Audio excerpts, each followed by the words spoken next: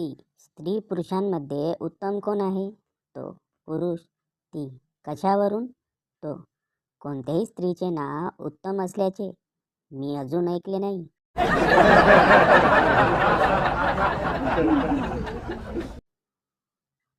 एक आदमी वकील बन गया और उसे अपना पहला केस मिला। अपराधी, कोशिश करना उम्र कैद हो, फांसी ना हो। वकील, तुम चिंता मत करो, मैं हूं ना, पेशी के बाद कोर्ट के बाहर। पत्रकार, क्या हुआ? वकील, बहुत मुश्किल से उम्र कैद करवाई, जज तो रिहा कर रहा था।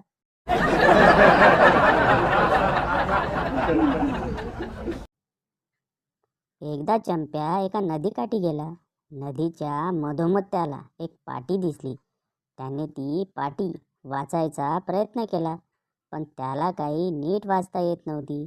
म्हणून त्याने नदीत उडी टाकली आणि पोहत पोहत त्या पाटीकडे गेला आणि वाचू लागला, पाण्यात मगरी आहेत, नदीत उडी मारू नये.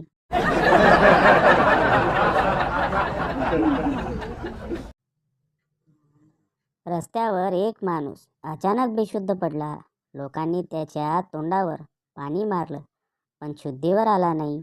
एक म्हातारी तिथे आली. म्हातारी, अरे त्याला एक ब्रांडी द्या. पण कोणी म्हातारीवर लक्ष दिले नाही. परत लोकांनी पाणी मारलं, कोणी हवा दिली, पण तरी पण माणूस शुद्धीवर आला नाही. म्हातारी परत बोलली, अरे त्याला एक ब्रँडी द्या. तितक्यात बेशुद्ध पडलेला माणूस उठून ओरडला, अरे साल्यांनो, एकदा त्या म्हातारीचं पण ऐकून बघा ना. लोकांनी माणसाला कुत्र्यासारखं धुतलं.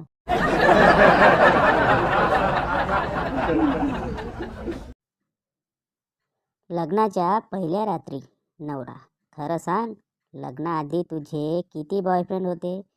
बायको एकदम शांत होऊन. नवरा संतापात ओरडून, शांत का झालीस? मला उत्तर हवं आहे. बायको, ओरडता कशाला? मी मोजते आहे ना. शांत बसा, मी बेरीज चुकून जाते.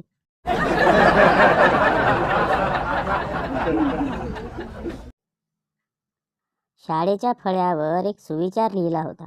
झाडावर गर्लफ्रेंडचं नाव लिहिण्यापेक्षा तिच्या नावाने एक झाड लावा. मग बंडूने आतापर्यंतच्या मैत्रिणीची यादी बनवली. शेवटी भात पेरला.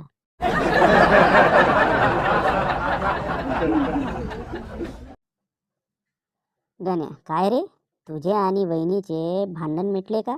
म्हण्या, हो, गुडघ्यावर रांगत रांगत आली होती माझ्याकडे. गण्या, हो का? मग काय म्हणाले रे वहिनी?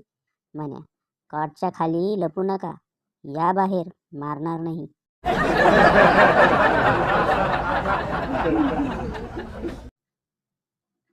लग्न झालेल्या पुरुषांची कोणतीच लाईफस्टाईल नसते. बिचाऱ्यांना बायको सांगेल त्याच लाईफस्टाईलने जगायचं असते.